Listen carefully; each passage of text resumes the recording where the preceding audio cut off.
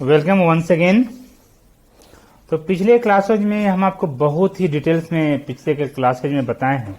हर aspect को मैंने touch करने की कोशिश की है, हर पहलू को मैंने छुआ है और मुझे पूरा उम्मीद है कि अगर आप उसको फॉलो करेंगे और आप अपने विजडम का प्रयोग करेंगे तो श्योर है कि you will be the fittest person to be selected by JPSC. तो उसी कड़ी में आज हम फिर आगे जो बता रहे हैं उसमें यह है कि जो गवर्नमेंट डिपार्टमेंट्स है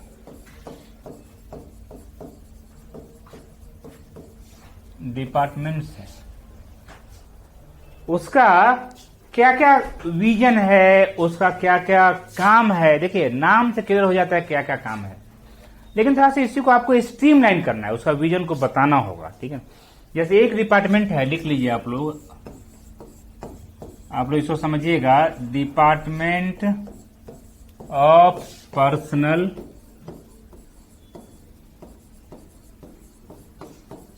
एडमिनिस्ट्रेटिव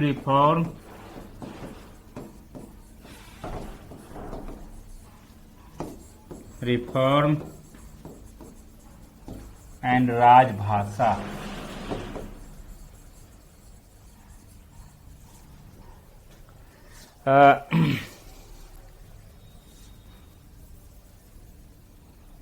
इसको एक साथ कर, राजभाषा। यह जो डिपार्टमेंट है, जो विभाग है, इसको शॉर्ट में बोलते हैं कार्मिक प्रशासनिक सुधार एवं राजभाषा विभाग, माने हिंदी में बोलते हैं। और एक अलग राज्यों में इसका अलग नाम है। सेंटर में ये इसको बोलते हैं डीओपीटी, सेंटर में department of personal and training, वहां पे कार्मिक एवं प्रशिक्षण विभाग है। बिहार में इसका नाम अब हो गया है जनरल एडमिनिस्ट्रेशन डिपार्टमेंट, जीएडी, सामान्य प्रशासन विभाग। ठीक है, तो इसका क्या काम है, जो मैंने आपको बताया था कि यह पूरे एडमिनिस्ट्रेशन को यही हैंडल करता है। इसलिए एसडीओ की नियुक्ति यही करेंगे, मैंने एसडीओ का पदस्थापन, ठीक है, डीएम का पदस्थापन इसी विभाग से होगा। विभिन्न विभागों में प्रशासनिक पदाधिकारियों का पदस्थापन इसी विभाग द्वारा किया जाएगा। एसपी का पदस्थापन में तो लेगा, क्योंकि एसपी के लिए अलग ऑलरेडी गृह विभाग है। पुलिस नहीं, पुलिस इज पार्ट ऑफ गृह विभाग, ठीक है ना। पुलिस कोई विभाग अलग से नहीं है, पुलिस एक एजेंसी है, पुलिस एक संस्था है जो गृह विभाग के अंतर्गत काम करती है। ठीक है, और तो एसपी का पदस्थापन, डीएसपी का पदस्थापन जो होता है, पोस्टिंग जो होता है, वह गृह विभाग द्वारा किया जाता है। और इसके द्वारा एडमिनिस्ट्रेशन में सबकी पोस्टिंग होती है। जैसे जिला परिवहन पदाधिकारी की पोस्टिंग होगी, इसी विभाग द्वारा किया जाएगा। जिला आपूर्ति पदाधिकारी का पोस्टिंग होगा, इसी विभाग द्वारा किया जाएगा।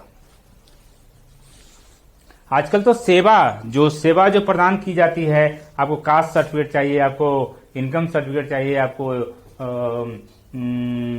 आवासीय प्रमाण पत्र चाहिए, ये सभी इसी विभाग के अंतर्गत एक विंग है, उसके द्वारा किया जाता है, जो सर्विस डिलीवरी मैकेनिज्म है। तो इसका आप खुद इसके नाम से क्लियर कि इसका काम क्या है। इसका काम क्या है, accountable, transparent,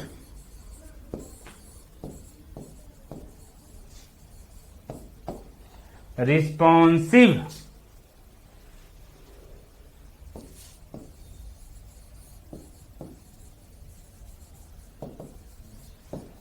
effective and efficient. देखिए आपको हम 5 कीवर्ड्स बताए हैं। कीवर्ड्स: अकाउंटेबल उत्तरदायी, ट्रांसपेरेंट पारदर्शी, रिस्पॉन्सिव जवाबदेह माने रिस्पॉन्ड दे। ऐसा नहीं कि हम क्वेश्चन पूछे कुछ, हम कुछ जाके किसी अधिकारी से मैंने कुछ पूछा और नहीं जवाब दे रहे हैं, गलत बात है। You have to be responsive. मुंह बंद रखना तो गलत ही है ना। मैंने आपको फोन आ रहा है, पब्लिक आपको सूचना दे रही है कि भाई सर थोड़ा सा यहाँ पे विधि व्यवस्था की समस्या हो सकती है, और आप एकदम आंख बंद कर ले, अरे छोड़ो, ऐसे लोग फोन करते रहता है। तो माना जाए कि आप इररिस्पॉन्सिव है, इररिस्पॉन्सिबल है। इफेक्टिव इफेक्टिव होना चाहिए और एफिशिएंट होना चाहिए। इफेक्टिव समझ रहे ना, माने प्रभावोत्पादक होना चाहिए और एफिशिएंट होना चाहिए, समर्थ होना चाहिए। यह इस विभाग का मेन काम है कि यह पूरे प्रशासन को accountable, transparent, responsive, effective and efficient बनाए। इसके लिए उसको जो काम करना है वह काम करती है। जो जैसे मैंने बताया था, ई गवर्नेंस का यूज करना हो, चाहे डिफरेंट आजकल जो आर्टिफिशियल इंटेलिजेंस आया उसको यूज करना हो, ई ऑफिस का सब कुछ होगा इसमें। तो जैसे मैंने बताया था कि एकदम seamless delivery of public services, नागरिक सेवाओं का निर्बाध, नागरिक सेवाओं को निर्बाध रूप से प्रदान करना, नागरिक सेवाओं की निर्बाध आपूर्ति इस विभाग का बहुत ही इंपॉर्टेंट काम है, बहुत ही इंपॉर्टेंट काम है। तो ध्यान दीजिएगा, ये बहुत जो मैंने बताया आप कहीं भी इसका यूज कर सकते हैं। जो मैंने लिखाया कि accountable, effective, accountable, transparent, responsive, effective and efficient, और यही तो गुड गवर्नेंस का मेन घटक है। अदरवाइज गुड गवर्नेंस कैसे होगा? गुड गवर्नेंस कैसे होगा? और जब तक ये सब कुछ नहीं होगा तब तक स्वच्छ शासन प्रणाली तो मिलेगी नहीं पब्लिक को। ठीक है, तो ये सब किसके लिए आवश्यक है? ये सब आवश्यक है स्वच्छ शासन प्रणाली के लिए। स्वच्छ, गर्मी लग रही, थोड़ा सा एसी चला दीजिए। स्वच्छ शासन प्रणाली के लिए सब नागरिकोन्मुखी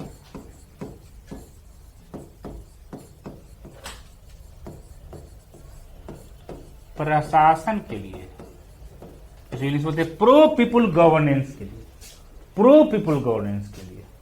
ये सभी क्या है ना, ये सब बहुत जरूरी। इसलिए क्या है कि जो अधिकारी, जो आप अधिकारी बनेंगे तो आपको ट्रेनिंग दी जाएगी। बिना ट्रेनिंग का तो आप समझेंगे नहीं कैसे काम होता है। आपको क्या दी जाएगी? ट्रेनिंग दी जाएगी। और आपको बता रहे ना कि अब तो ऐसा ऐसा सिस्टम आ गया है कि कैसे, कल मैंने पूरा बताया था कैसे अकाउंटेबल बनाया जाता है, कैसे ट्रांसपेरेंट बनाया जाता है, रिस्पॉन्सिव बनाता है। आप जानते हैं ना, ऐसा ऐसा सिस्टम आ गया है जो आप उम्मीद नहीं कर सकते हैं। वो थोड़ा सा बता रहे, पहले था CTMIS, फिर उसके बाद से आया CFMS, फिर उसके बाद से आया HRMS। माने आश्चर्य लगता है। आप देखिएगा, एक समय था कि कोई कोई कर्मी अपनी माने बदमाशी से 3-3 जगह से वेतन उठा लेता था, क्योंकि ह्यूमन इंटरवेंशन था। मैंने बताया ना आपको, ह्यूमन इंटरवेंशन है, ह्यूमन इंटरवेंशन है। कोई पकड़ पाता नहीं था, जब तक पकड़ में आता था तब तक उसकी नौकरी खत्म हो जाती, नौकरी उसका टर्म पूरा हो जाता था, और रिटायरमेंट के बाद तो उसको कुछ इम्यूनिटी मिल जाती थी, तो उसे वसूली नहीं हो पाती थी।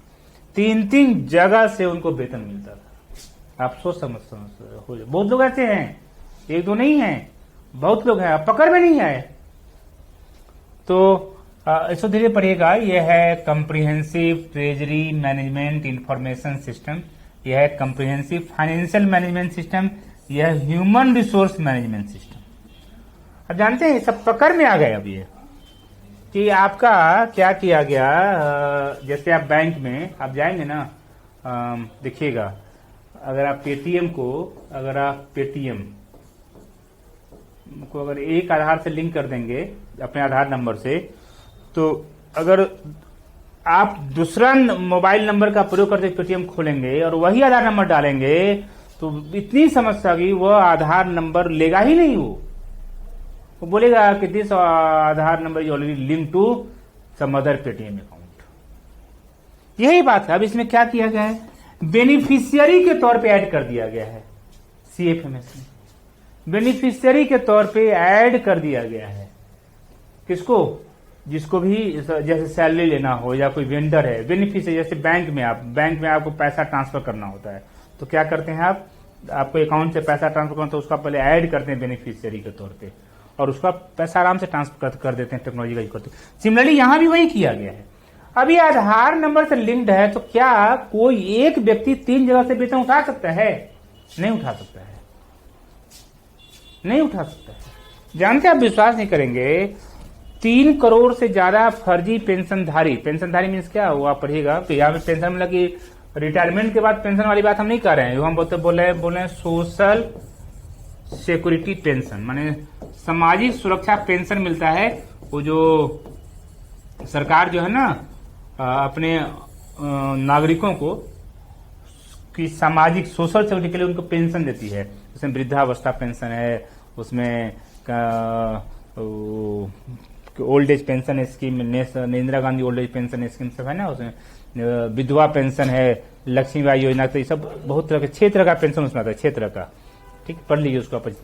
तो आप जानते हैं, विश्वास नहीं करेंगे कि 3-3 करोड़ फर्जी पेंशनधारी निकले हैं इसमें 12 करोड़ पॉपुलेशन में, 25 करोड़ पॉपुलेशन में। आप बताइए, किसी राज्य का पॉपुलेशन 22 से 25 करोड़ है, वहां पे 3, 3.5, 4 करोड़ फर्जी पेंशनधारी निकल गए। फर्जी का मीनिंग क्या हुआ कि वो वृद्ध है नहीं, वृद्धावस्था पेंशन ले रहे हैं, विधवा है नहीं, विधवा पेंशन ले रही है। ऐसा बहुत एग्जाम्पल आया है। एक व्यक्ति का पेंशन दूसरे अकाउंट में जा रहा है, एक ही आदमी 3-3 जगह से वृद्धावस्था पेंशन ले रहा है। क्योंकि सबसे पहले ह्यूमन इंटरवेंशन था। क्या था? ह्यूमन इंटरवेंशन था, माने मानवीय हस्तक्षेप था। एक लिस्ट बना के देते थे और दबाव डालते थे अधिकारियों पर कि आप इसको पास कीजिए, नहीं तो एकदम आप अंजाम भुगत लीजिएगा। ऐसा होता था। देखिए, मैंने बताया ना आपको, जब तक ह्यूमन इंटरवेंशन बहुत ज्यादा था तो अधिकारियों के लिए भी काम करना था मुश्किल था, क्योंकि जैसा उसको लोकल कंडीशन मिला वैसे वो काम करके सोचते थे अरे अपना जान बचा ले, नौकरी बचा ले, निकल जाए यहाँ से। तो कोई जाके लिस्ट थमा देता था कि सबको आप छात्रवृत्ति दे दीजिए। भाई क्या करें, कोई अधिकारी दे देते थे, न चाहते हुए भी, लेकिन गलत थी। फिर बाद में अधिकारी पर ही कार्रवाई होगी उसमें कि पकड़ में तो आज न कल आएंगे ही। दुनिया तो बदलती जाती है, तो वैसे वैसे सिस्टम भी इनहेंस होता जाता है। अब उसमें अधिकारी की गलती, अधिकारी तो मजबूरी भी किए थे, लेकिन गलत ही है, इंटीग्रिटी समझौता नहीं करना चाहिए उनको। तो वही मैं बताया था। अब जहां विश्वास कीजिए कि 3 करोड़ फर्जी सामाजिक सुरक्षा पेंशनधारी मिल रहे हैं किसी राज्य में, तो गवर्नमेंट राज्य को कितनी बड़ी क्षति हो रही थी कई सालों से। अब अच्छा हुआ, जो नीडी थी उनको मिल नहीं रहा था, और जो नीडी नहीं थे उसको मिल रहा था। तो यही बात अभी सब आया है। धीरे धीरे अब क्या है, अब तो और ज्यादा HRMS कर दिया, तो कुछ करने जो वो सबको धीरे पड़ेगा। ये सब एक मॉड्यूल है, ये सब जो है ना मॉड्यूल है कि कैसे इसको किया जाए। ठीक है, ह्यूमन रिसोर्स मॉड्यूल है, मानव संसाधन। तो ये सब पे आप देखिएगा कि ये सब यूज किया गया है, किसके टेक्नोलॉजी का यूज किया गया है सिस्टम को सुधारने के लिए, सिस्टम को आगे बढ़ाने के लिए। ठीक है, तो इसका क्या क्या मिशन है। मिशन मैंने विजन बता दिया 5 टर्म में, 5 टर्म मैंने विजन बता दिया। Accountable, transparent, responsive, effective and efficient administration प्रदान करना, इसका एक विजन है। ठीक है ना, जिससे कि इसका पर्पस क्या है, उस विजन क्यों ऐसा, जिससे कि नागरिक सेवाओं को निर्बाध ढंग से आपूर्ति किया जाए। मैं नागरिक सेवाओं की निर्बाध आपूर्ति हो, सीमलेस डिलीवरी हो। ठीक है, तो मिशन भी इसी से निकलता है। इसका क्या क्या मिशन हो सकता है? To build a strong, effective and efficient district administration, माने एक सशक्त, सार्थक एवं सक्षम जिला प्रशासन का निर्माण करना, इसका है। ये सब इसी का पार्ट है जो चीज मैं बता रहा हूं। और ये सब जब हो जाएगा तो क्या होगा, जो भर्ती की प्रणाली है वो भी स्ट्रांग हो जाएगी, जो अनुशासन भी आ जाएगा, और सब कुछ सही समय पर होगा। सामाजिक सुधार भी होगा, प्रशासनिक सुधार भी होगा। ठीक है ना, स्किल डेवलपमेंट भी होगा। ठीक है, और मैं बताऊं, देखो ध्यान दीजिएगा कि बार बार हम यूज करते हैं ह्यूमन इंटरवेंशन। जब ह्यूमन इंटरवेंशन मिनिमम होता है ना, तब आपके लिए कोड ऑफ कंडक्ट का अनुपालन करना बहुत आसान होता है, बहुत आसान होता है। आजकल जो आ गया ना CFMS में, वो तो हम देख रहे हैं ना, वो आप किसी को ज्यादा या कम वेतन दे ही नहीं सकते हैं, ऑटोमेटिक वो कैलकुलेट कर लेता है वो। और न किसी को आप गलत ढंग से पैसा दे सकते हैं, आप उसको माने ट्रांसफर कर सकते हैं, कुछ नहीं कर सकते हैं आप उसको। माने एक ही सरकार के 3-4 डिपार्टमेंट के द्वारा किसी वेंडर से काम करवाया गया है, तीनों चारों डिपार्टमेंट उस वेंडर को पेमेंट कर रहे हैं, तो एक डिपार्टमेंट ने उसको जो ऐड कर लिया, उसी से अन्य डिपार्टमेंट वाले भी और उससे इतर कुछ ऐड करेंगे उसी वेंडर के बारे में, तो एडिशन होगा ही नहीं उनका वेंडर का। कितनी बड़ी बात है ये। जो इसको बोलते हैं लीकेज, जो सिस्टम में लीकेज था ना, जो हमारे भूतपूर्व प्रधानमंत्री स्वर्गीय श्री राजीव गांधी बोला करते थे कि जब 1 रुपया जब जाता है पब्लिक के लिए, जब हम छोड़ते यहां से जब उसको रिलीज करते हैं, तब पब्लिक तक 15 पैसा पहुंच पाता है। अब वो 85 पैसा लीक कर जाता है। नहीं यह होता है कि आप गिलास में पानी लेके चल रहे हैं और रास्ते भर गिरते जा रहा है, पता चला जिनको को पानी पिलाने के लिए आप ले जा रहे हैं, तो उनके पास एकदम पेंदी से लगा हुआ पानी को मिल रहा है। सोचिए, मैंने 15% ही उनको पानी मिल रहा है, 85% छूट गया है और गिर गया रास्ते में। तो ये तो लीकेज है। तो लीकेज को कैसे टैप करेंगे? टैप करने का यही सब तरीका है, सिस्टम को अकाउंटेबल, ट्रांसपेरेंट, रिस्पॉन्सिव, एफिशिएंट और इफेक्टिव बनाए। ठीक है, तो इसी के लिए हम लोग यूज करते हैं इसको ICT, information and communication technology का यूज करते हैं, जिससे कि सब हमको मिल जाए। ठीक है ना। राजभाषा जानते हैं, हिंदी हमारी राजभाषा है। इस बारे में आप अच्छी तरह से पढ़े होंगे, डिटेल में इसको आप अच्छी तरह पढ़ लीजिएगा। ठीक है, अब जो आता है एक एक करके, चूंकि आपको मैंने बताया था जो गवर्नमेंट का जो वेबसाइट है झारखंड गवर्नमेंट का, वो ऑथेंटिक सोर्स है, आप उसका यूज करेंगे। ठीक है, इसमें जो सेवा जो प्रदान करने के लिए है, जैसे आपको सेवा मिलना है, देखिए 2 चीजें हैं, एक होता है सेवा लेना, एक होता है शिकायत का निवारण करना। दोनों अलग अलग चीजें हैं। आपको सेवा चाहिए कि आपको कास्ट सर्टिफिकेट चाहिए, आपको इनकम सर्टिफिकेट चाहिए, आपको रेजिडेंस सर्टिफिकेट चाहिए, या किसी विभाग की सेवा आपको चाहिए। ठीक है ना, आंगनबाड़ी केंद्र पर सेवा चाहिए या परिवहन विभाग की सेवा आपको चाहिए। तो सेवा कैसे प्रदान करेगी सरकार, इसके लिए एक एक्ट लाया गया था, लोग पढ़ेंगे उसको। 2011 में ही एक्ट लाया गया था, झारखंड राज्य सेवा देने की गारंटी एक्ट। झारखंड राज्य सेवा देने की गारंटी एक्ट, यह 2011 का ही एक्ट है। इसमें क्या है कि एक निर्धारित समय के अंदर में कैसे झारखंड के निवासियों को सेवा प्रदान की जाए, इसके लिए यह एक्ट लाया गया 2011 में। धीरे धीरे इसमें संशोधन लाया गया, और आप विश्वास कीजिए इसी का कॉरेस्पॉन्डिंग पार्ट बिहार में हर जगह है। सेवा प्रदान करने के लिए सरकार द्वारा इसे प्रावधान किया। अभी आपका स्टैट्यूटरी राइट हो गया है कि उस निर्धारित समय के अंदर आपको सेवा अगर नहीं मिलती है ना, उस निर्धारित समय के अंदर, तो क्या होगा कि संबंधित प्राधिकार के विरुद्ध कार्रवाई होगी। आप अपील में भी जा सकते हैं अगर आप सेवा से संतुष्ट नहीं है तो। और एक है शिकायत का निवारण, कि सपोज यार कोई लोक शिकायत है, ठीक है ना, माने लोक के शिकायत का निवारण, लोक means public at large, not a single person. ठीक है ना, तो एक लोक के शिकायत का निवारण लोक का अधिकार है। यह भी लीगल राइट्स दिया गया है बहुत राज्यों में, बिहार में दिया गया है। ठीक है ना, तो इसमें क्या है कि आपको लोक के शिकायत का निवारण कैसे करेंगे, तो दोनों में अंतर समझ लीजिए, आप दोनों को मिक्स मत कीजिए। एक है सेवा आप लेना चाह रहे, एक है आप शिकायत का निवारण करना चाह रहे हैं। सपोज आपके घर के बारे में जन वितरण प्रणाली की दुकान है, पब्लिक डिस्ट्रीब्यूशन सिस्टम, वहां की कार्य प्रणाली आपको पसंद नहीं है, पब्लिक असंतुष्ट है, तो आप जाकर शिकायत कर रहे हैं। उस शिकायत का भी निवारण हो, निष्पादन नहीं, निवारण, जो मैंने कल आपको बताया था, परसों बताया था, निवारण और निष्पादन में क्या अंतर है। निवारण हो, गुणवत्तापूर्ण निवारण हो, समयबद्ध ढंग से निवारण हो, इसके लिए भी झारखंड सरकार द्वारा प्रावधान किया गया, जो मैंने आपको बताया था, जो department of personal administrative reforms and राजभाषा डिपार्टमेंट है, तो उसमें उसके द्वारा ये सब प्रबंध किया गया है। ठीक है, अब ये आता है जो मैं आपको पढ़ाने जा रहा हूं आज, जो बहुत जरूरी है, इसे पूछा जाएगा।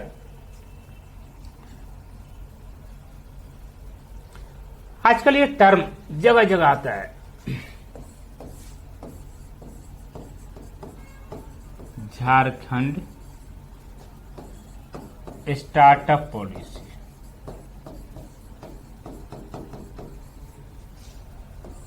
अभी तक जो हम पढ़ाए थे, मैंने बताया था 44 से 45 जो डिपार्टमेंट होते हैं, 44 से 45 डिपार्टमेंट, ऑलमोस्ट हर राज्य में इतने ही डिपार्टमेंट हो। लोकल कंडीशन को देखते हुए कहीं पर एक ज्यादा डिपार्टमेंट हो गया, कहीं पर एक कम डिपार्टमेंट हो गया, वो अलग बातें हैं। तो इसका पर्पस क्या होता है? हर राज्य, बिहार में भी वो स्टार्टअप पॉलिसी है, झारखंड में भी उसका ड्राफ्ट स्टार्टअप पॉलिसी लाया गया था 2021 में ही, ठीक है। तो उसका विजन, उसका मिशन, उसका प्रियम्बल क्या क्या है, मैंने प्रस्तावना है, उसका दृष्टि है, दृष्टिकोण है, उसका मिशन क्या क्या है, ठीक है। तो जी एक बात ध्यान, झारखंड तो इसको नहीं बुलाया जाता है कि it is gift of nature, gift of, ये प्रकृति का वरदान है। माने आपको आश्चर्य लगेगा कि झारखंड जैसे राज्य में जहां पे इतना मिनरल रिसोर्सेज रिच है, उस राज्य का विकास इतना होना चाहिए कि झारखंड आज इंडिया के सर्वाधिक विकसित राज्यों में से गिनती होनी चाहिए। फिर भी अगर नहीं हुआ है तो उसका कारण यह जो मैंने बताया था कि होगा जरूर, समय लगेगा। मैंने रोम आज not built in a day, होगा जरूर, उसके लिए कोशिश किया जाए। जो इसका लिगेसी है, लिगेसी से निकलने की कोशिश की जा रही है और इसका विकास होगा। क्योंकि इसका जो मेन चीज है ना, उसमें क्या है कि मानव संसाधन, ह्यूमन रिसोर्स का जितना ज्यादा डेवलपमेंट होगा, उतना ज्यादा आपका किसी भी गांव, समाज, जिला, राज्य या देश का विकास होगा। यह सच्चाई है। तो वो झारखंड में जो लोगों के पास में स्किल है, जो उनके पास में इंटरप्रेन्योरशिप है,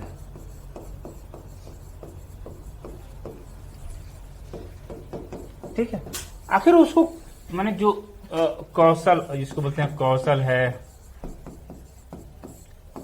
उद्यमिता है, उसको कैसे प्रोत्साहित किया जाए,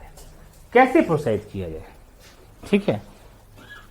तो इसके लिए देखिएगा, जैसे कि अन्य राज्य सरकारें काम करती हैं, तो झारखंड सरकार बहुत अच्छा काम कर रही है। एक बार मैं बता दूं, झारखंड के जो ऑनरेबल सीएम है, one of the youngest chief minister in India, और बहुत ही नम्र सभ्य आदमी है, माने जाते हैं कि बहुत अच्छा काम करते हैं, ठीक है। आप देख भी रहे हैं उसको, ठीक है।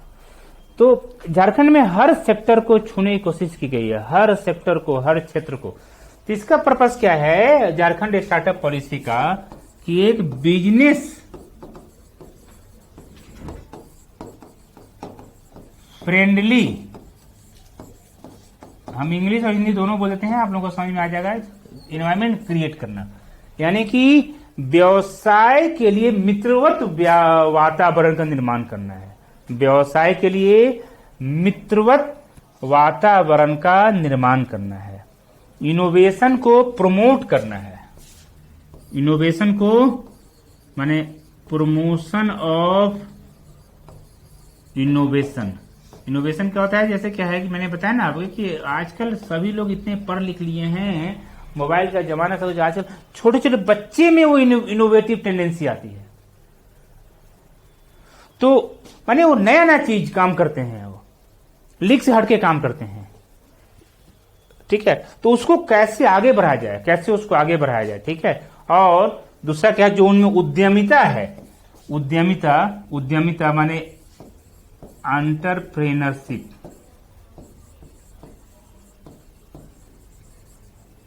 उद्यमिता को कैसे प्रोत्साहित किया जाए, यह बहुत जरूरी है ना। आप देख रहे हैं ना कि मैंने, आप देखे होंगे कि भाई एमटेक के स्टूडेंट है, एमटेक किया हुआ है और उसको ट्रैक मैन की नौकरी करने की मजबूरी आ गई है। कितनी गलत बात है। एक एमटेक व्यक्ति से उम्मीद की जाती है कि ट्रैक मैन नौकरी करे, तो उनसे तो ये उम्मीद नहीं की जाती कि यूपीएससी में जाए वो। मेरे कुछ प्रोफेसर जब साहब से मेरी बात होती थी तो बार बोलते थे कि क्यों कमीशन की तैयारी करते हो, you are expert in mathematics, you are university topper in mathematics, तो मत जाओ उस समय प्रशासन पे, उसमें तुम्हारा जो एबिलिटी है ना वो उतना फ्लोरिश नहीं कर पाएगा।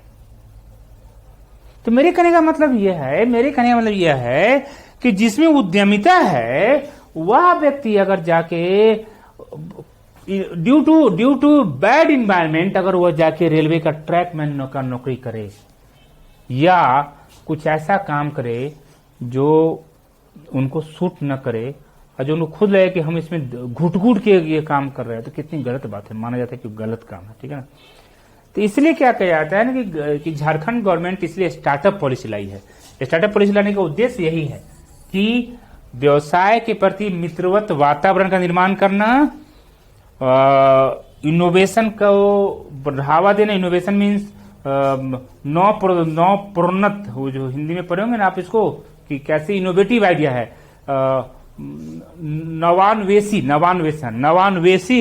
नवान्वेषण को प्रोत्साहित करना और उद्यमिता का संवर्धन करना, ये बहुत जरूरी है इसमें, ठीक है, यह बहुत जरूरी है। इसके लिए क्या है कि सरकार ने स्टार्टअप पॉलिसी जो लाया है, ठीक है, यह एक ड्राफ्ट है, प्रारूप था इसका 2021 में ही आया था इसका, तो इसको चाहे तो आप लिख सकते हैं इसमें यह है कि 2026 तक झारखंड को इंडिया के टॉप 10 लीडिंग स्टार्टअप स्टेट में ले आना है। इंडिया के 10 अग्रणी स्टार्टअप स्टेट्स में, इंडिया के 10 अग्रणी स्टार्टअप स्टेट्स में झारखंड को ले आना है। कब तक? 2026 तक। ऐसा कैसे होगा? स्टार्टअप को बढ़ावा देके, एंटरप्रेन्योरशिप को बढ़ावा देके, इनोवेशन को बढ़ावा देके, बिजनेस फ्रेंडली इन्वायरमेंट का निर्माण करके, ठीक है, ये बहुत जरूरी है। क्लियर है इसमें? तो इसलिए इसमें क्या है कि ये सब आपको पढ़िएगा। इसमें जो धीरे धीरे मिशन आप लोगों को मैंने बताया था वेबसाइट से निकाल लीजिएगा। इसमें यह है कि आप 1000 डायरेक्ट स्टार्टअप को फैसिलिटेट करना है, 1000 डायरेक्ट स्टार्टअप, और 1500 स्टार्टअप को वर्चुअली सपोर्ट करना है। 1000 को डायरेक्ट हेल्प करना है और 15000 को वर्चुअली हेल्प करना है आने वाले 5 सालों में। तो इसमें पढ़िएगा आपको कि 1 लाख स्क्वायर फीट का डेडिकेटेड इंक्यूबेशन स्पेस बनाएगा। 1 लाख स्क्वायर फीट का, सोचिए, ठीक है। तो ये धीरे धीरे क्या है ना इसमें कि आगे पढ़िएगा इसमें कि जेंडर इनक्वालिटी, माने कैसे पुरुष और नारी इसमें कोई भेद ना हो, ठीक है ना। इन्वायरमेंट सस्टेनेबिलिटी, माने ऐसा नहीं कि हम ये स्टार्टअप करें और पर्यावरण पर प्रतिकूल प्रभाव पड़ जाए, ऐसा नहीं होना चाहिए, ठीक है ना। तो इस सबको ऐसे काम किया गया है कि जेंडर इक्वलिटी रहे। जेंडर इक्वलिटी माने लिंग समानता। हम हिंदी में दोनों में बोल रहे हैं, क्योंकि देखिए आप एक बात तो आपसे उम्मीद की जाती है, आप किसी भी राज्य या कहीं भी इंटरव्यू देने जाएं, आपने उम्मीद की जाती है कि आपने वो फ्लेक्सिबिलिटी हो कि आप बाइलिंगुअल हो, माने एटलीस्ट हिंदी और इंग्लिश दोनों में आप जवाब दे सके। आप अगर आपसे इंग्लिश में क्वेश्चन पूछा जा रहा है इंग्लिश में जवाब दे दीजिए, हिंदी में क्वेश्चन पूछा जा रहा है हिंदी में जवाब दे दीजिए। उनको ये मत आप शो कीजिए कि सर आप हिंदी में पूछे मैं इंग्लिश में ही बोलूंगा, ये गलत माना जाता है कि आप जो है ना अनावश्यक तेज बन रहे हैं। और हिंदी में कोई क्वेश्चन पूछे तो हिंदी में जवाब दीजिए, इंग्लिश में क्वेश्चन पूछे तो इंग्लिश में जवाब दीजिए। हाँ, बीच में आप कोई भी किसी भाषा का टर्म आप यूज कर सकते हैं, चाहे हिंदी का टर्म हो चाहे इंग्लिश का टर्म हो, ठीक है, यूज कर सकते हैं। तो ये जेंडर इनइक्वालिटी माने लिंग समानता और environment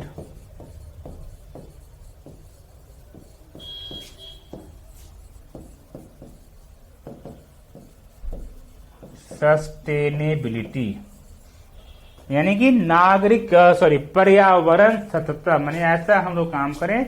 our model of development should be such that it should not have any adverse impact upon environment, ठीक है, यह बहुत जरूरी है उसमें। दूसरा यह है कि इसके लिए सबसे जरूरी चीज क्या है कि हम लोग क्या करते हैं ना, इस पर ध्यान दीजिएगा। हम लोग क्या करते हैं, जो इंडिया में माना जाता है कि हम लोग हमेशा अपने आप को जॉब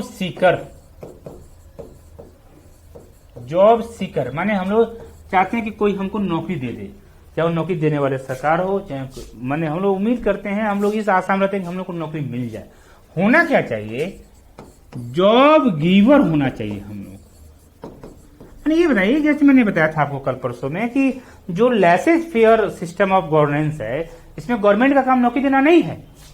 गवर्नमेंट का काम नौकरी के लिए अच्छा वातावरण बनाना है कि आप के अंदर वैसा सेंस डेवलप करे कि अगर आप अच्छे मैनेजर हो गए, एमबीए हो गए हैं, तो आप जाकर सेल्फ एम्प्लॉयमेंट क्रिएट करें, लोगों को दे। आपको पता है ना, बहुत ऐसे हाईली स्किल्ड एमबीए हैं, इंडियन इंस्टीट्यूट ऑफ मैनेजमेंट से एमबीए किए हुए हैं, वो सब जाकर वो सब्जी का चेन बनाए हैं और लोगों की सेवा कर रहे हैं, लोगों को रोजगार दे रहे हो।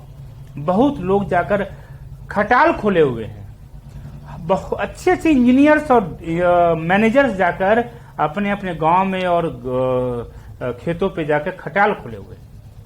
क्या गलत चीज है? नहीं गलत चीज। They are basically job givers, they are not job seekers. Government चाहती है कि ऐसा माहौल बनाए कि आपके अंदर इंटरप्रीनरशिप माने उद्यमिता का बढ़ावा हो। और जब उद्यमिता का बढ़ावा हो जाएगा तो आप अपने आप जॉब गिवर हो जाएंगे, क्योंकि इंडिया का पॉपुलेशन 1 अरब 34 करोड़ 36 करोड़ है। क्या सरकार सभी लोगों को नौकरी दे सकती है? नहीं दे सकती है। तो सरकार नौकरी कहां से दे? सरकार और नौकरी का कंसेप्ट भी इतना गलत है ना, हमारे बिहार में, झारखंड में, ईस्टर्न यूपी में लोगों को लगता है कि सरकारी नौकरी ही नौकरी है। लोगों को लगता है कि सरकारी नौकरी करना शुरू कर देंगे तो उसके बाद से कोई काम नहीं करेंगे। एकदम नहीं बोलते इसको रेड टेपिज्म। कितनी गलत बात है सब। इसलिए सरकार याद रखिएगा, सरकार कभी भी उस ढंग से काम नहीं करती है जिसमें कि सरकार की छवि खराब हो। तो आज सरकार भी, जो भारत सरकार है, जो राज्य सरकारें हैं, वो भी चाहते हैं कि उसके अंदर, उसके पदाधिकारियों के अंदर, उसके कर्मियों के अंदर एक वर्क कल्चर डेवलप हो, एक अच्छी कार्य संस्कृति विकसित हो। ठीक है, तो इसलिए क्या है, इसके लिए क्या जरूरी है कि एजुकेशन सिस्टम को अच्छा किया जाए। एसी तो अच्छा, गर्मी लग रही है। एजुकेशन सिस्टम को अच्छा किया जाए और एजुकेशन सिस्टम में ही एजुकेशन इंस्टीट्यूशन में उद्यमिता को बढ़ावा दिया जाए।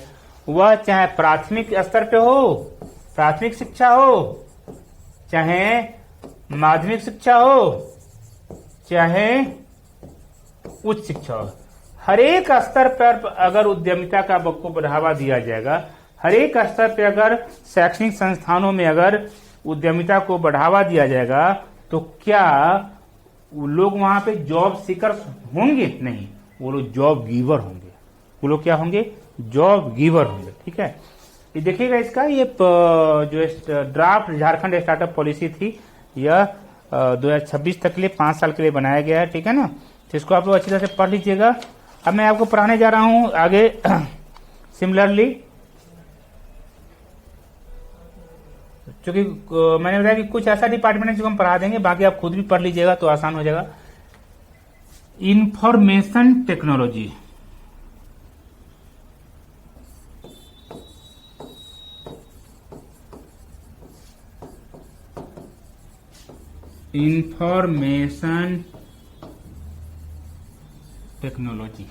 ठीक है। Jharkhand IT data centre and BPO investment promotion policy 2021 draft है। Draft Jharkhand IT data centre and BPO investment promotion policy 2021। ठीक है, यह कौन सा गवर्नमेंट कौन से डिपार्टमेंट का है? Department of information technology and e governance, government of Jharkhand, e governance government of Jharkhand के द्वारा यह ड्राफ्ट आईटी पॉलिसी, शॉर्ट में बोलिए, draft IT Jharkhand IT data centre BPO investment policy 2021 लाई गई है। ठीक है, तो इसका पर्पस क्या है? बस आसान चीज जो मैंने आपको बताया था शुरू में ही, इसका पर्पस ये है कि जो मैंने आपको बताया था कि सिस्टम को अकाउंटेबल, ट्रांसपेरेंट रिस्पॉन्सिव, इफेक्टिव और एफिशिएंट बनाने के लिए इंफॉर्मेशन टेक्नोलॉजी और इंफॉर्मेशन टेक्नोलॉजी इनेबल्ड सर्विसेज का प्रयोग करना पड़ेगा। दुनिया में कहीं भी विकास हो रही है, दुनिया में कहीं भी विकास हो रही है तो याद कीजिए ह्यूमन इंटरवेंशन से तो ज्यादा विकास होना नहीं, मानव की तो एक सीमा है, मानव की एक सीमा है। तो कैसे विकास किया जाए, ठीक है। तो इसके लिए क्या है, आईटी सेक्टर को अच्छी तरीके से हम लोग स्ट्रेंथन करें। क्या करें हम लोग, आईटी सेक्टर को स्ट्रेंथन करें, ठीक है। तो उसमें आप लिख लीजिएगा, जैसे इसी का आता है आईटी मीन्स इंफॉर्मेशन टेक्नोलॉजी और एक होता है ITES, information technology enabled services, information technology enabled services, ठीक है। तो इसका हम लोग प्रयोग मैक्सिमम प्रयोग करेंगे और उसमें झारखंड गवर्नमेंट भी इसके लिए अपना क्या की है, काम की है कि कैसे इसको आगे बढ़ाया जाए। तो इसमें आपको जब पूछा जाएगा तो आप आराम से लिख लीजिएगा कि टेक्नोलॉजी का यूज केवल हम लोग कॉर्पोरेट सेक्टर तक लिमिटेड नहीं रहा है। वो टेक्नोलॉजी का यूज हर जगह है, चाहे गवर्नमेंट सेक्टर हो चाहे नॉन गवर्नमेंट सेक्टर हो, ठीक है ना। आजकल 24/7 सर्विस का जमाना आ गया है। आप कभी भी कॉल कीजिए आपको कॉल सेंटर से जवाब मिल जाता है। यानी आजकल ठीक है, वो जब से थोड़ा सा कोरोना का आया है तो कॉल सेंटर को थोड़ा सा कॉल सेंटर्स के फंक्शनिंग को लिमिटेड किया गया है, क्योंकि भाई यहाँ पे तो है ना कि स्टैगर्ड मैनर में उन लोगों को बुलाया जा रहा है, स्टैगर्ड मैनर में,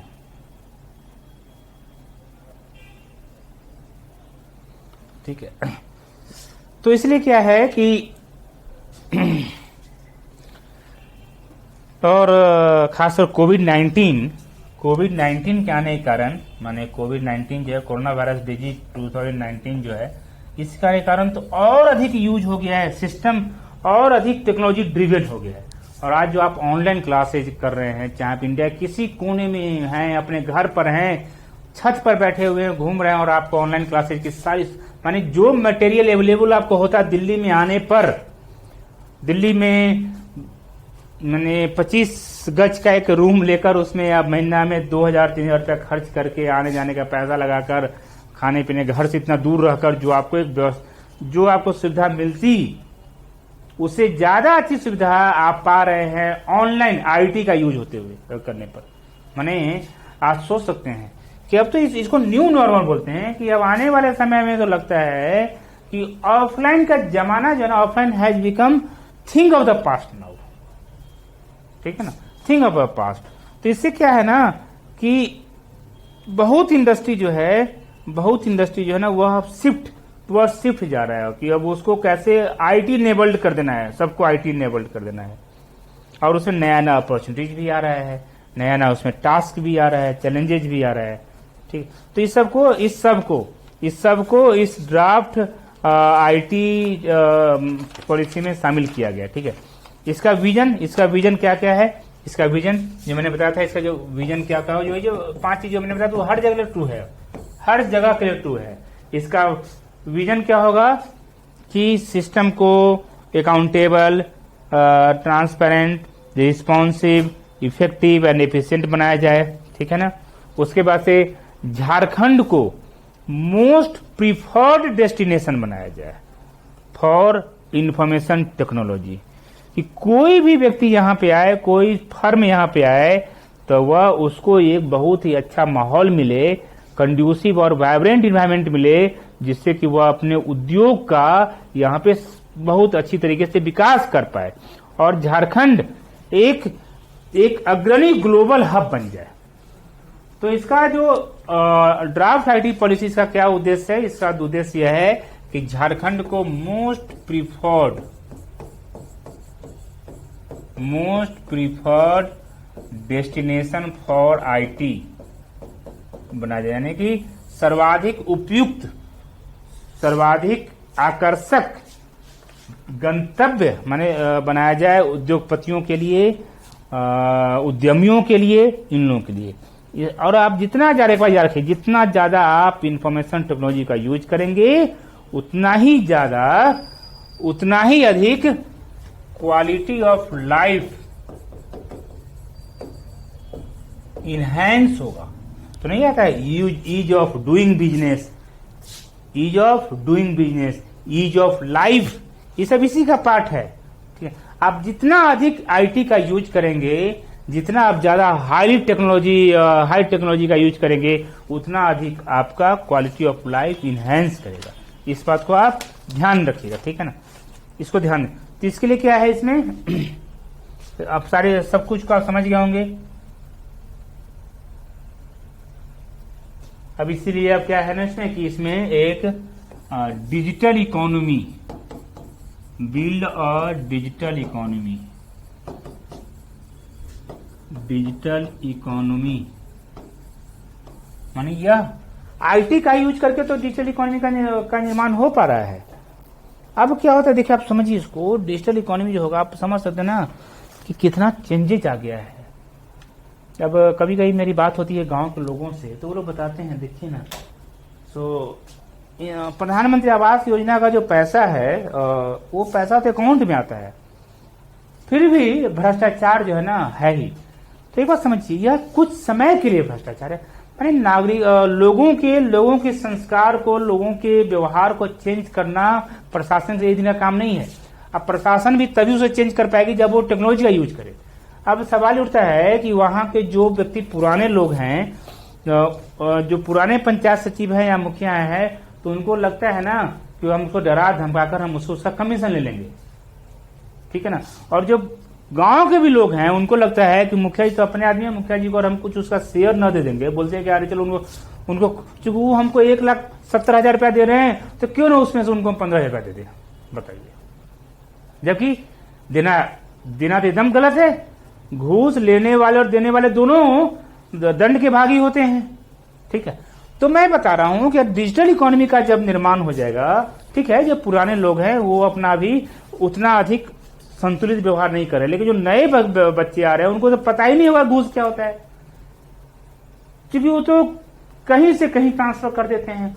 उनको न अपने मुखिया से जान पहचान है, न उनको पंचायत सचिव से जान पहचान है, और न वो पुराने पंचायत सचिव ऐसे बच्चों को ठगना चाहेंगे जिनको जो उस पंचायत सचिव के लिए समझिए कि बोझ बन जाएंगे। बात सही भी है ना। आज के बच्चे जो इतना ज्यादा टेक्निकली एडवांस हैं, क्या उससे कोई भी पुरातन संस्कृति में जीने वाले व्यक्ति उलझना चाहेंगे? नहीं उलझना चाहेंगे। तो जैसे जैसे हमारी जनता जागरूक हो रही है, जैसे जैसे हमारी जनता इक्विप्ड हो रही है टेक्नोलॉजी के थ्रू, वैसे वैसे सिस्टम से धीरे धीरे बुराइयां दूर हो रही हैं। चाहे वो बुराइयां भ्रष्टाचार के रूप में हो, चाहे वो बुराइयां कार्य संस्कृति में शिथिलता के रूप में हो, चाहे किसी भी तरीके से हो, ठीक है ना। तो ये बहुत जरूरी है कि कैसे डिजिटल इकोनॉमी का निर्माण करें। उसी तरीके से जो मैंने आपको बताया था सिटीजन सर्विसेज, जो नागरिक को सेवा देना है, जो मैंने आपको बहुत डिटेल में पढ़ाया 3-4 क्लासेज में, सिटीजन सर्विसेज जो कैसे प्रदान किया जाए। अब आईटी अपने घर बैठे अप्लाई कर सकते हैं किसी भी चीज के लिए और कलेक्ट कर सकते हैं। सोचिए कितनी बड़ी बात है। पहले लाइन लगना पड़ता था ब्लॉक में जाकर, और अब तो उसके डेजिग्नेट ऑफिसर्स हो गए हैं और उनकी जिम्मेदारी देगी कि अगर आप विहित समय सीमा के अंदर गुणवत्तापूर्ण ढंग से सेवा प्रदान नहीं करेंगे तो आपको जवाब देना पड़ेगा और आपको पर कार्रवाई होगी। और उस कार्रवाई से बच नहीं सकते हैं, क्यों? क्योंकि तो टेक्नोलॉजी का यूज हो, टेक्नोलॉजी में तो पता चला, रिफ्लेक्ट हो रहा है कितना दिन से उन्होंने कोई काम नहीं किया, पेंडिंग छोड़ दिया उसने, ठीक है। उसी तरीके से डिजिटल एम्पावरमेंट, डिजिटल सशक्तिकरण, कैसे उनको सशक्त किया जाए। तो इसलिए क्या है कि सभी जो झारखंड में जो है ना, या भारत सरकार में भी है, ठीक है ना, department of school education and literacy, यानी स्कूल शिक्षा एवं साक्षरता विभाग और उच्च शिक्षा विभाग, ये सभी जो है ना डिजिटल लिटरेसी को प्रमोट कर रहा है। डिजिटल साक्षरता माने, अब पहले होता था ना, बोला था कि आप इलिटरेट हैं, इलिटरेट जानते हैं, निरक्षर हैं। अब वो बात नहीं है, अब क्या है ना कि if you are not illiterate then you are consider to be illiterate. सोचिए, नहीं, एक बहुत बड़ा थिंकर हैं, अच्छा उनका नाम आल्विन टॉफलर है। उन्होंने बोला था कि illiterates of 21st century will not be those who can not read और write, rather will be those who can not unlearn, learn and relearn. बताइए, बोला कि 21वीं शताब्दी का जो निरक्षर व्यक्ति होगा वो व्यक्ति नहीं होगा जो लिखना और पढ़ना नहीं जानता है, बल्कि वो व्यक्ति होगा जो उसको अनलर्न करना, माने जो सीखा है उसको भूल न जाए, लर्न करना फिर से सीखे और रीलर्न करना फिर से सीखे। क्योंकि टेक्नोलॉजी बढ़ते जा रही है। मैंने बताया ना आपको कि अगर आप 1 साल पहले IIT से बीटेक करके निकले हैं और 1 साल से आप तैयारी करें कंपटीशन का, तो आपको पता चला कि अरे मैंने जो पढ़ा है IIT में सब भूल गया, वो तो अब इररिलेवेंट हो गया। तो 1 साल में दुनिया बहुत आगे बढ़ गई है, 1 साल में दुनिया बहुत आगे बढ़ गई है।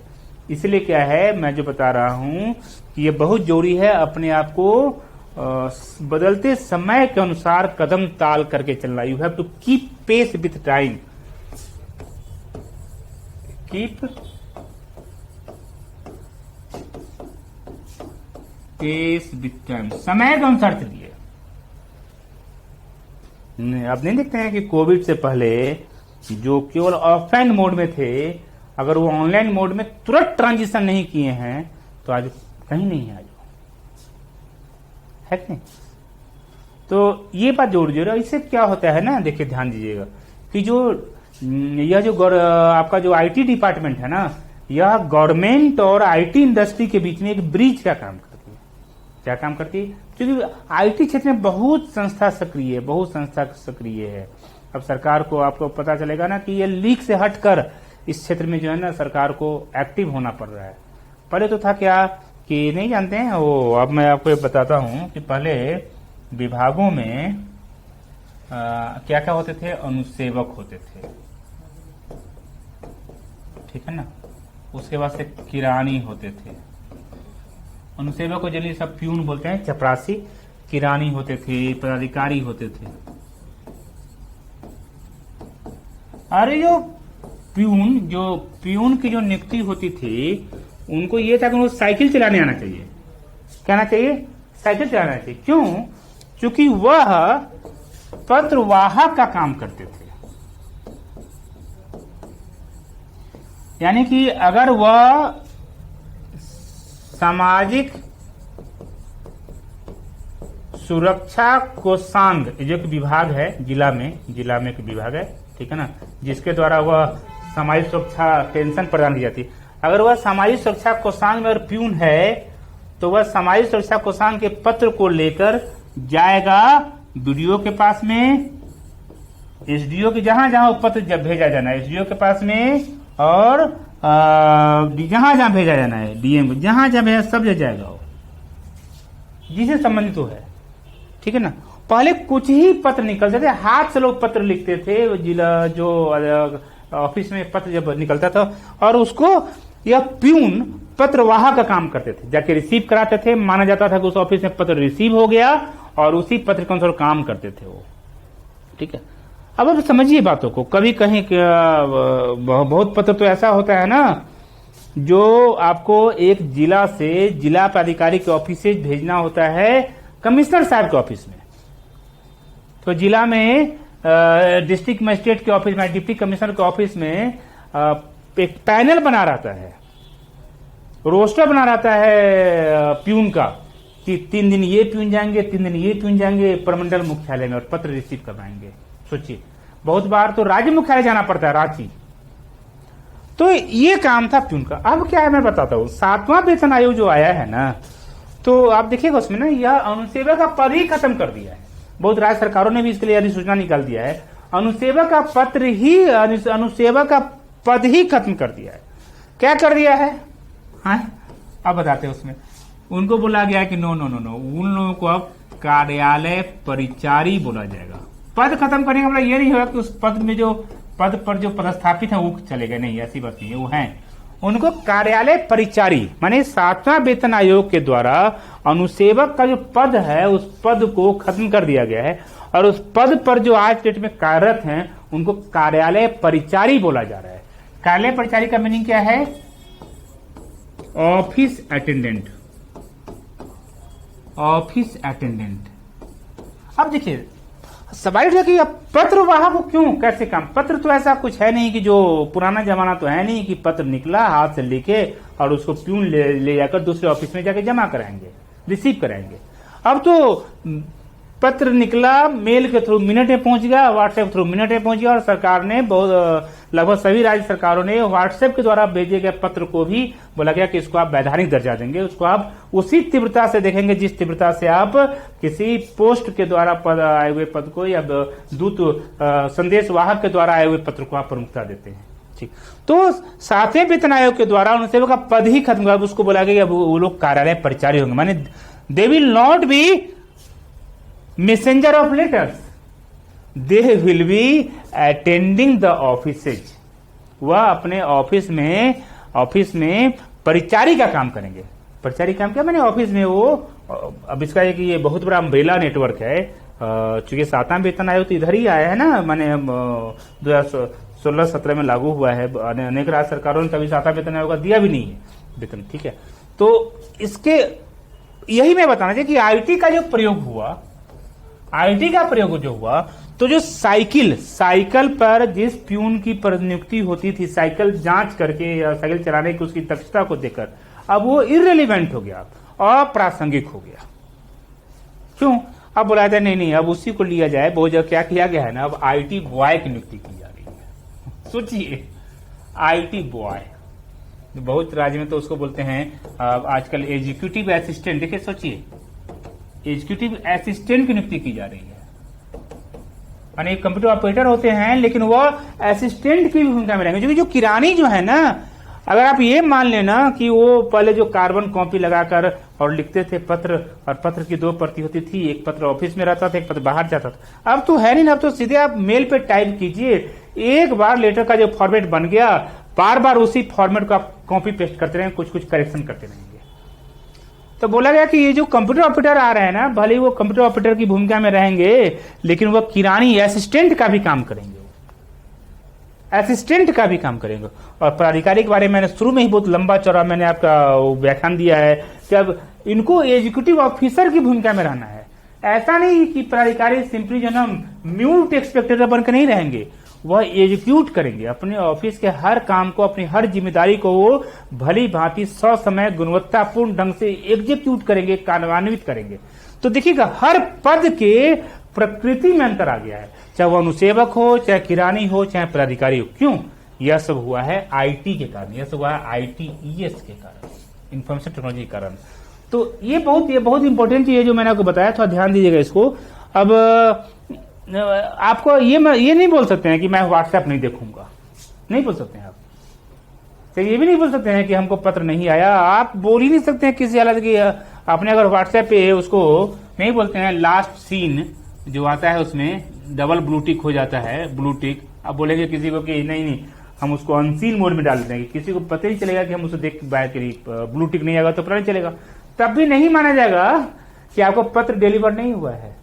रिमेंबर, यह आपकी जिम्मेदारी है, यह बल्कि मानी जाती है कि पत्र आप तक ससमय पहुंचे। यह भी बोला जाता है कि आप ही की काबिलियत है कि आपका नेटवर्क स्ट्रांग है। अदरवाइज कोई पत्र आप तक नहीं पहुंच रहा है और आप दावा नहीं कर सकते कि हमको पत्र नहीं पहुंचे, हम कोई काम नहीं किए, काम करना मेरी जिम्मेदारी नहीं थी। बोला नहीं, तुम्हारा नेटवर्क एकदम पुअर है आपके कारण से। मैंने कल बताया था ना आपको कि अधिकारी का 2 काम बहुत इंपॉर्टेंट है, पब्लिक इंटरेस्ट को प्रमोट करना और पब्लिक ऑर्डर को मेंटेन रखना। मैंने कल बताया था आपको, बल्कि हर क्लास में आपको बताया। तो अगर कोई अधिकारी पत्र ही नहीं देखता है या वो इस रहता है कि अरे वो इस टेंडेंसी का है कि पत्र को आने से रोका जाए। ऑफिस में कोई उसको देने, बहुत जगह होता था कि ऑफिस में कोई पत्र देने आए ना तो उसको लोग डांट के भगा देते थे, जाओ तुम्हारा पत्र नहीं लेंगे, नहीं तो हमको काम करना पड़ जाएगा। अब वो एक्सक्यूज गया, अब गया, आपको ये माना जाएगा अगर पत्र आपको नहीं मिला तो आप ही की विफलता मानी जाएगी, आप ही की विफलता मानी जाएगी। क्योंकि अब जमाना है ना कि नहीं बोला जाता है कि ये अज्ञानता मानी जाती है। अगर आप ई इलिटरेट हैं, अगर आप ई इलिटरेट हैं तो माना जाएगा कि आप इग्नोरेंट हैं। तब देख रहे हैं कि इंफॉर्मेशन टेक्नोलॉजी का जैसे जैसे अभ्युदय हुआ है वैसे वैसे किस तरीके से हर पद की प्रकृति में अंतर आ गया है, हर पद की प्रकृति में अंतर आ गया। पहले होते थे, जैसे मैंने बताया, अनुसेवक, अब अनुसेवक की जगह पर आईटी की प्रतीत हो रही है, किरानी की जगह पर एग्जीक्यूटिव असिस्टेंट की प्रतीत हो रही है। ये जानते हैं ना, वो जो बोला जाता है ना कि रेलवे में इतना पद रिक्त है, फिर भी सरकार क्यों नहीं बहाल करती है। पब्लिक को ये समझना चाहिए कि सरकार क्यों बहाल करे। जो काम 1970 में होता था वो काम तो आज हो नहीं रहा है। अब आप बताइए, जैसे टीटीई होते हैं रेलवे में, क्या वह आज से 20 साल पहले, जो 15 साल पहले जो काम करते थे आज वो काम करते हैं? नहीं। टीटी का पद ही इररेलेवेंट हो गया है। तो सरकार क्यों माने दुनिया बदल गई और आप सरकार से उम्मीद करते हैं कि सरकार उस पर बहाली करती जाए? नहीं। जब लोग भी अब वाइब्रेंट हो गए हैं, इनलाइटेंड हो गए हैं, आप खादी का कपड़ा नहीं पहनते हैं, आप रेमंड का कपड़ा पहनते हैं, आप वैन ह्यूसेन का कपड़ा पहनते हैं, और आप सरकार से उम्मीद करेंगे कि सरकार वही पुराने पद पर बहाली करती रहे? पॉसिबल ही नहीं है, वो पॉसिबल ही नहीं है। ठीक है, तो इसलिए सरकार अब बहाली नहीं करती। तो उसका कारण ये, सरकार अब क्या कर रही है, उस पद को, जो ऐसा पद है, चूंकि पद में परिवर्तन आना बहुत आसान काम नहीं होता है। सरकार का कोई भी काम हो विधिवत रूप से डिसीजन लेना पड़ता है, कैबिनेट का डिसीजन होता है। जैसे सपोज दैट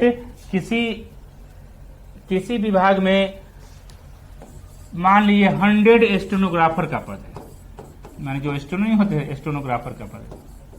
अब आप सवाल उठता है कि स्टेनोग्राफर का क्या यूज रह गया। अब आपके हाथ में मोबाइल है, 24/7 आप, मैंने कल परसों पता था 24/7 आप ड्यूटी पर है। पहले होता था कि आप खुद कोई काम नहीं करते हैं, क्योंकि आपके पास कोई सुविधा नहीं है। ऑफिस में आते हैं, स्टेनोग्राफर को बोलते हैं कि थोड़ा डिक्टेशन ले लो, और आप उसे टाइप करवाते हैं और भेजवाते हैं। अब तो बोला कि अरे ये सब तो इररेलेवेंट पद हो गया है। इस सब पद पे जो पदस्थापित हैं वह सभी धीरे धीरे रिटायर करते जा रहे हैं। सरकार उसी बहाली क्यों करी, जो सब पद ही अप्रासंगिक हो गया है। तो सरकार के इसी पद के अगेंस्ट में अब सरकार धीरे धीरे इसी पद के बहुत जगह देखिएगा डाटा एंट्री ऑपरेटर की नियुक्ति करती है, एडहॉक वे में ही नियोजन करती है। ये भी तो वही काम कर रहे हैं, ये भी तो वही काम कर रहे हैं ना। ठीक है, और ज्यादा एफिशिएंट वे में काम कर। मैंने आपको पहले भी बताया था कि सरकार का जो बेसिक पर्पस है वह है कि सिस्टम को अकाउंटेबल, सिस्टम को ट्रांसपेरेंट, सिस्टम को रिस्पॉन्सिव, सिस्टम को इफेक्टिव और सिस्टम को एफिशिएंट बनाए।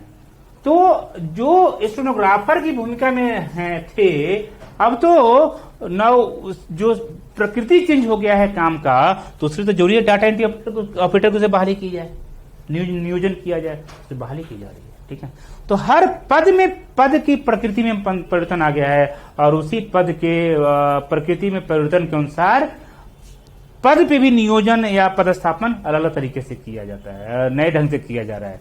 इससे क्या होगा मैं बता रहा हूं, जो सरकार का काम है, ब्रांड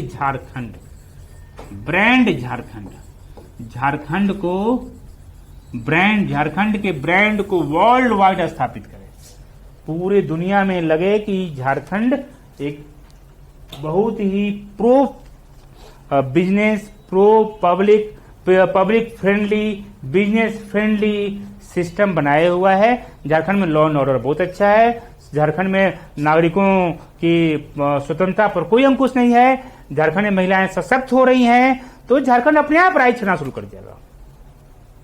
ठीक, तो विगत 5 क्लास में मैंने आपको एक बेसिक आउटलाइन दिया है। रिमेंबर, जैसे मैंने पहले क्लास में बताया था कि स्काई इज द लिमिट, आपसे कुछ भी क्वेश्चन पूछ सकते हैं। तो सभी क्वेश्चन का जवाब आपको इस 5 क्लास में जो मैंने बताया, सभी क्वेश्चन का जवाब इसी 5 क्लास में छुपा हुआ है। हर चीज का जवाब दे सकते हैं, चाहे उसका आपको आंसर पता हो या न पता हो। नहीं पता हो तो कैसे पोलाइटली बोलेंगे, आप पता हो तभी कैसे पोलाइटली बोलेंगे। You have to be firm but polite, be firm but polite. Thank you, all the best. सबसे पहले थैंक यू सर को, लोकेश झा सर को बहुत बहुत थैंक यू। इतना बिजी शेड्यूल, ठीक है, और इतना काम का इनके पास प्रेशर रहता है और सिस्टम में जुड़े हुए हैं, काम कर रहे हैं, फिर भी टाइम निकाल के 5 क्लास झारखंड के वैसे बच्चों के लिए जो अभी समझिए स्टार्ट किए इंटरव्यू। तो सर का जो क्लास था बेसिक, समझिए इंटरव्यू का जो बेसिक क्लास था उसमें बहुत सारी बातों पे, बहुत सारे डायमेंशन पे चर्चा हुआ। और आगे भविष्य में जब मॉक होगा या फिर क्लास की जोड़ी पड़ेगी तो सर फिर आपके सपोर्ट में रहेंगे, सर क्लास लेंगे, ठीक है। फिलहाल अभी जो 5 क्लास हुआ है उसका बेसिक बातों को या बेसिक जो क्रक्स है उसको आप अपना लिख लीजिए, राइट डाउन कर लीजिए और उससे अपना बेसिक सवाल जो बन सकता है इंटरव्यू में उसको देखिए। एक काम और अभी आप कर सकते हैं कि सवाल क्या पूछ सकता है जेपीएससी में, झारखंड में जेपीएससी में सवाल क्या पूछ सकता है। तो ये सवाल जो पूछ सकता है उसका लिस्ट बना लीजिए तो ज़्यादा अच्छा होगा। अगर उसमें समस्या आपको आ रही है लिस्ट बनाने में तो उसका लिस्ट आपको हम दे देंगे। तो उससे फ़ायदा क्या होगा कि एक आपको आउटलाइन मिल जाएगा, एक आइडिया मिल जाएगा कि सवाल का रेंज ऐसे ऐसे रहेगा।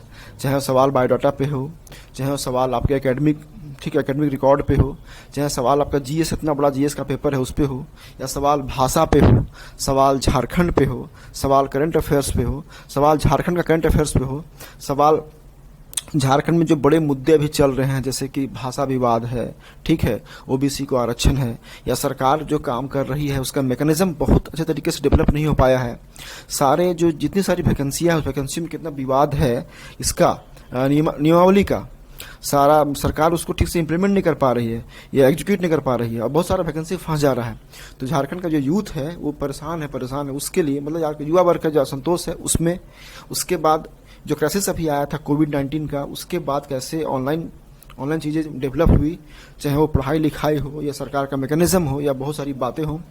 झारखंड में इतना बड़ा स्टेट है, झारखंड एक अमीर राज्य है, उसका रेवेन्यू जनरेट करने का जो सिस्टम है वो कैसे मतलब और अच्छा हो सके और बेटर हो सके और उसको अच्छा से किसी ये सब सारे डायमेंशन पे आप काम करना शुरू कर दीजिए, सवाल बनाना शुरू कर दीजिए, सवाल लिखिए और उस सवाल का संभावित उत्तर भी आप तैयार कीजिए। अब सर का 5 क्लास में सर ने बहुत सारी बातों को बताया तो आंसर वहीं से निकलेगा। कुछ और क्लासेस होगी और कुछ हम लिखित भी देंगे आपको आंसर, तब आपको आइडिया मिल जाएगा कि बाकी सवालों का जेपीएससी का स्टैंडर्ड क्या रहेगा, सवाल क्या पूछेगी और उस सवाल का एक उपयुक्त आंसर क्या हो सकता है, जिसमें कि आप जाएं जेपीएससी में इंटरव्यू के लिए तो अच्छा से अच्छा मार्क्स, कम से कम 55 से 60 मार्क्स लेकर के आएँ। 60 मार्क्स कहने का मतलब देखिए 70 भी आ सकता है, 80 आ सकता है, लेकिन इंटरव्यू का कुछ मतलब फिक्स नहीं होता है। आप गए, अब आपकी पर्सनालिटी मैच की, उसका फ्रिक्वेंसी मैच किया, मार्क्स मिल गया, ठीक है। तो काम करना शुरू कीजिए। सर को फिर से धन्यवाद एक बार, और सर जो है सो आगे की कक्षाओं में भी सर उपलब्ध रहेंगे। Thank you.